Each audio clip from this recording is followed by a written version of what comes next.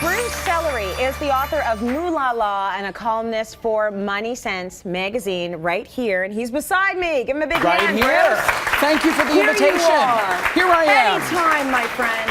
Because you know what? You were going to talk to us a little bit about taking your family's financial photograph, which I was saying to you, I think is an amazing way of looking at the whole idea of your finances. Yeah. What do photographs do? They capture a moment in time. And of course I brought one literally off my mother's wall in London, Ontario. Look at this the is hair. the dearly departed cockapoo Oscar. So cute.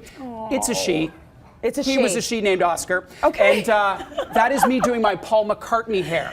Look in at about grade 5. Look at that. So I don't even know which one you are. Oh, I'm this guy right over here with the turtleneck. They were in the early 80s. So this is my family. Since then so much has changed. I have another parent. I have a little sister. Oscar's no longer with us. Yeah. But photographs capture a moment in time. And sometimes we love them like that.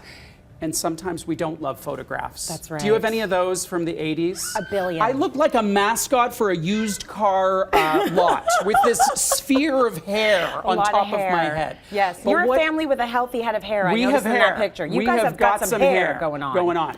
But a photograph captures something, and a financial photograph captures something too. Sometimes we love it, and sometimes we don't love it. So I'm going to tell our viewers and our audience how to take a financial photograph. Okay, so click, click. What do we need to know for our financial photograph? What are we actually looking at? Yeah, we're looking at 3 things: net worth, cash flow, and strengths and weaknesses. Now, some people just went, but I'm going to tell you why. I'm going to tell you why we want to take this photograph. First of all, we talked earlier about dreams. Yeah. You can't get where you want to go if you don't know where you are. Ain't that the truth? It's truth? impossible. Yeah. So the photograph is here's what's going on in my life, in my financial life right now. Second of all, a financial photograph helps you deal with reality. Because you know how most of us are about money?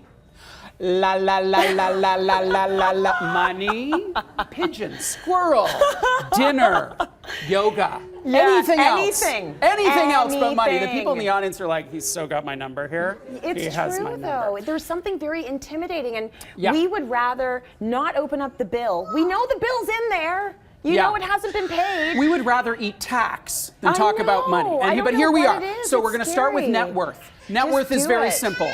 What you own. I know even the baby's upset talking about money, but it's going to be fine. What you own minus what you owe is your net worth. That's very simple. And my tip number 1, do this once a year. Because you want to see how you're progressing on your mortgage over time. And I have people who look at that and say, I've never actually pulled all my debt together and realized that I've got $10,000 in credit card debt amongst the family. So that's the first place. It's called the net worth, what you own minus what you owe. The second one, make a couple of lists there and see where you're at. And we'll have it on the website. Exactly. The stuff you owe own minus what you owe. The second is cash flow. Now, here's the thing. A lot of people get all nuts about tracking spending. I don't track spending. Not interested, way too much work. Really? Oh, yeah, so boring. Who wants to sit and click in and type it into a computer or look at your credit card statements? I don't like to do that. But do it every once in a while to see where you actually spend your money. Okay. So what are the big things? Because my tip is to change 1 or 2 big things. Do not limit your lattes. Do not limit your lattes. Yes! If you love your lattes, for everyone. if you wake up and say, I'm going for a latte today, and that's your treat, have a bloody latte. Yeah. Because that's not the issue. The issue is that you have a bit of a addiction to Ferragamo shoes. Oh, yeah, that's much more expensive. So that might than be a your latte. issue, but have that issue be yours versus some pundit like me saying, don't drink lattes. Right. And then the third thing to complete your financial photograph is your strengths and weaknesses. Okay, so what are we looking at here? here? We're looking at things like income, spending, knowledge, communication, and taking action. We've all got strengths and weaknesses. So someone could earn great money. They've got great amount of income, but they're a terrible spender. Yeah. It's not just people who are scraping by every day with, a job that doesn't pay very much. I talk to people who have MBAs and earn a couple $100,000 a year, and they can't figure out the spending component. Okay. But the biggest weakness that people have, you ready? What is it? Is everybody sitting down here? The biggest weakness that we have when it comes to our money is taking action. overcoming procrastination. Because this stuff is largely, it's easy. It's not that hard to do, but getting us to actually follow through is brutally difficult. So sit down with a piece of paper and say, am I strong or weak in income, spending, communication, knowledge, taking action? If you're in a partnership, talk to your spouse about it. And then the tip, choose one weakness. Don't try and save the world. Leave climate change for someone else. But focus on what you can control, which is your family finances, and say, listen, we're going to do one thing. The one thing is contribute to an RSP. Or the one thing is get rid of our credit card debt.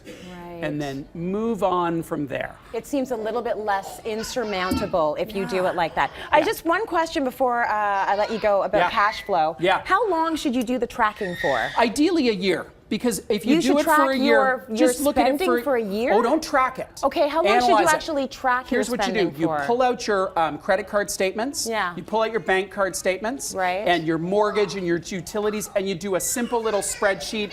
80% correct. Don't worry about it being 100% correct. Okay, good. All you want to do is say, oh my God, I had no idea I spent ...